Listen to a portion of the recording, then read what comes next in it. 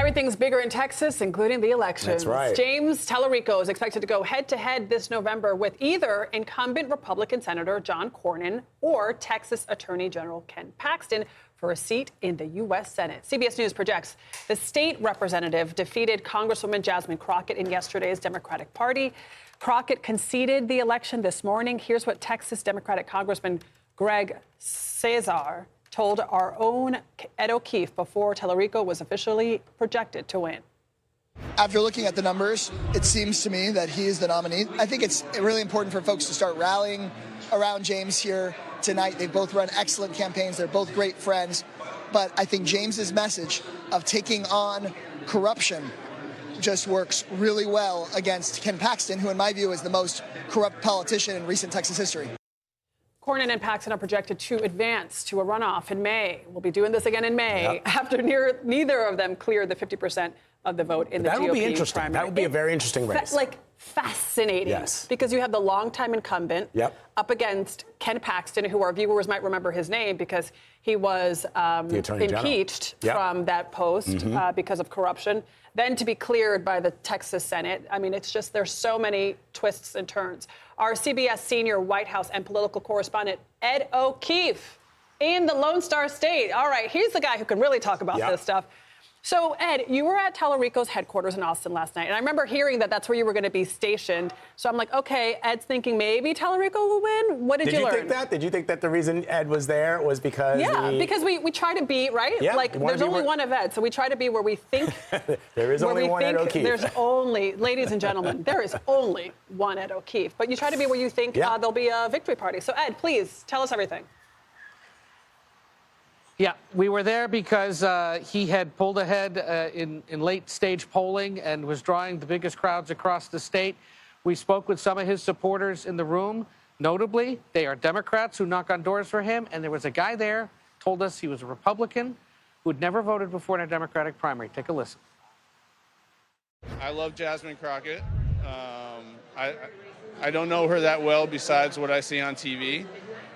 But she's got a fighting spirit, right? Which is great, and we love to see that.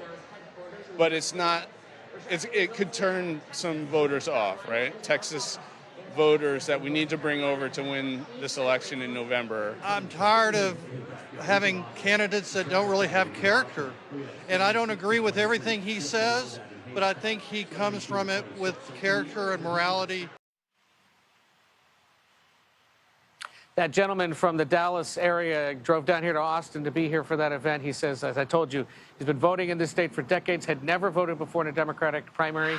The rule is here you can show up the day of a primary and decide to vote in that one. But he says he's sick and tired of Republican leadership in this state and nationwide and believes that the Christian first or Christian and faith-focused approach that Telerico is using, he is a Presbyterian seminarian who's put his studies on hold to mount this campaign, is the kind of message and strategy that could compel Democrats, independents, and enough Republicans in this state to defy 32 years of political history and elect a Democrat statewide for the first time since 1994. So let's talk about Senator John Cornyn and Ken Paxton now, Ed, who have another election in May to prepare for.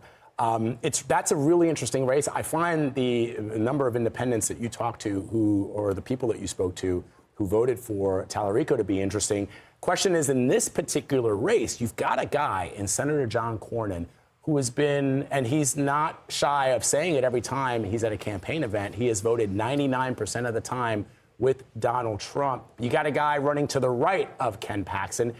Ironically, both of them did not receive President Trump's endorsement. So what is your sense as they head to this runoff? In fact, Cornyn says it's 99.3% of the time, but it's that 0.7% that the MAGA base here in Texas takes issue with. The president didn't endorse because he understands that while Cornyn has the ability to get elected statewide and has already 4 times as senator, Paxton better reflects the MAGA base. He was one of the earliest Trump endorsers. He kind of comes out of that wing of the party. The president is reluctant to upset his base. We're told that the president is likely to endorse in the coming days. And one of the big selling points that Republican leadership in the Senate will make is, Mr. President, endorse John Cornyn because he's a sure bet If you endorse Ken Paxton and he prevails in the runoff, polling shows he'd lose to James Telerico, and that means, Mr. President, we'd have to spend tens, if not hundreds of millions of dollars in Texas and its myriad media markets, instead of spending that money to pick up a seat in Michigan, to hold on to a seat in cheaper Maine, to pick up a seat in Georgia, or to potentially lose a seat in North Carolina. You help us make that decision, Mr. President. This could be an expensive gamble. We'll see what he decides, and an endorsement could come as soon as today, guys. Ed, before I let you go, I know you've been covering these federal races, but I got to ask you about incumbent Governor Greg Abbott, who's set to run for a fourth gubernatorial term in Texas, because we were talking about the changing political dynamics of the state of Texas, right? And there are states that are considered red states that have Democratic governors, including Kentucky and North Carolina. And I wonder if we're set to interview Gina Hinojosa in just a few minutes. What questions do you have for Greg Abbott's challenger going into this? And does she have a shot, or is Texas not like Kentucky, not like North Carolina, not like Pennsylvania? In other words, states that have voted for Donald Trump in the last election.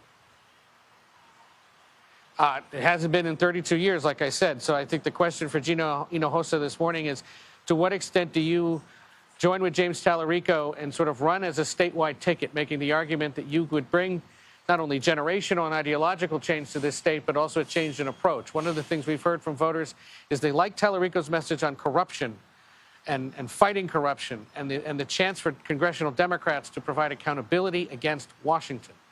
To what extent do the voters here want accountability here in Austin? And if she can make that argument, then maybe she's got a shot. Look, Democrats have been losing elections here by single digits for the last several years. It just takes finding the bodies to turn out and vote blue. Talk to her about that and see what the game plan is.